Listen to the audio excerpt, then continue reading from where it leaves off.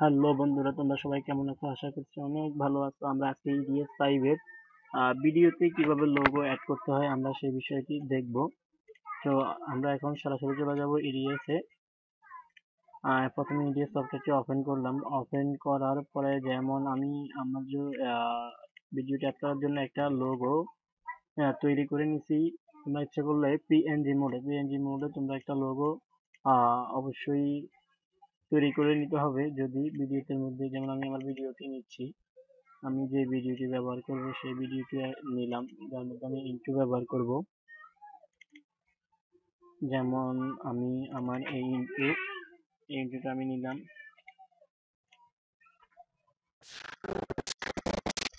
আমি আমার এই ইন্ট্রোটা নিলাম, নেওয়ার পর আমি এটাকে ফুল স্ক্রিন করে নিলাম। সেটা অবশ্যই তোমরা সবাই পারো। আমি স্ক্রিনটা নিলাম। স্ক্রিনে নেওয়ার পরে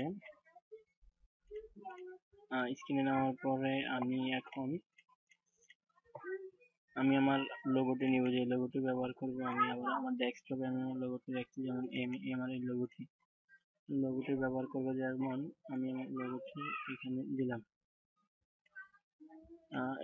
দিলাম। দেওয়ার পরে আমার লোগোটি একেবারে মাঝখানে চলে আসছে।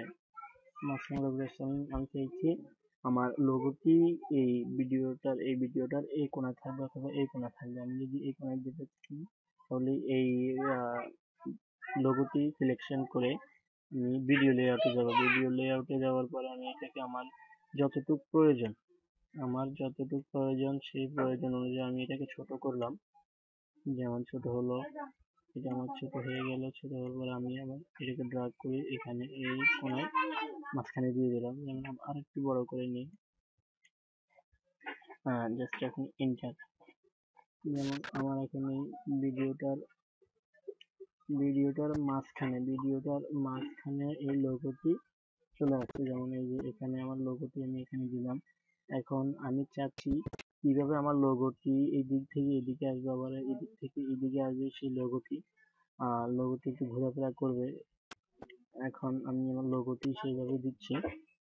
যেমন আমি এখানে গেলাম, অ্যাপেডে গেলাম। অ্যাপেডে যাওয়ার নিচে এই যে এখানে আসার পরে এই অপশনটা আমি এখানে ড্র্যাগ করে আনার পরে আমি এই দাগটাকে এখান থেকে টেনে আমি এখানে আনলাম, একদম এই শেষ পর্যন্ত। শেষ করে আনার পরে আমি এখানে দিয়ে, যেমন আমার এই লোগোটিকে আমি সিলেকশন করলাম। এবং সিলেকশন করে এটাকে ড্র্যাগ করে, যেমন আমি এটাকে টেনে আমি একদম এটা পর্যন্ত আনলাম। আনার পর আমি ওকে দিয়ে দিলাম। ওকে দেওয়ার পরে এখন দেখি কাজটা হয়েছে। যেমন আমি আমার ভিডিও মধ্যে একটা লোগো ব্যবহার করছি, এবং এই লোগোটা দিয়ে যাচ্ছে। আপনি ইচ্ছা করলে আপনাদের ভিডিওর মধ্যে লোগোটি ব্যবহার করতে পারবেন। যেমন আমি যদি এটা স্লো মোশন করার জন্য আমি এটাকে একটু বড় করে দিলাম। বড় করে দেওয়ার পরে এখন কি আরো স্লো মোশনে এই লোগোটি হাঁটবে। এখন আমি দেখছি আমার এই লোগোটা এক জায়গায় থাকবে, এই জায়গায় থাকে। যেমন একটু কেটে দিলাম। কেটে দেওয়ার পরে এই লোগোটা থাকবে। থাকার পরে সি দিয়ে আমি এটা কাটবো। যখন আমি এখানে কাটলাম, যেখানে আমি একটা অ্যাপেড ব্যবহার করবো, এখানে কাটলাম। কাটার পরে এখানে 3D, এখানে অনেক লোগো আছে, এই লোগোগুলা ব্যবহার করতে পারি। যেমন এটা আমার পছন্দ মতো আমি দিলাম, এখানে এটা দিলাম। দেওয়ার পরে যেমন আমার এখানে ভিডিওটা আমার লোগোটা এভাবে কাজ করবে। যেমন আমি এখানে বললাম, ব্যবহার করে এভাবে লম্বা করে দিলাম। যেমন আমার এখন কাজটা করবে, তখন আমার এদিক থেকে লোগো কিভাবে আসবে।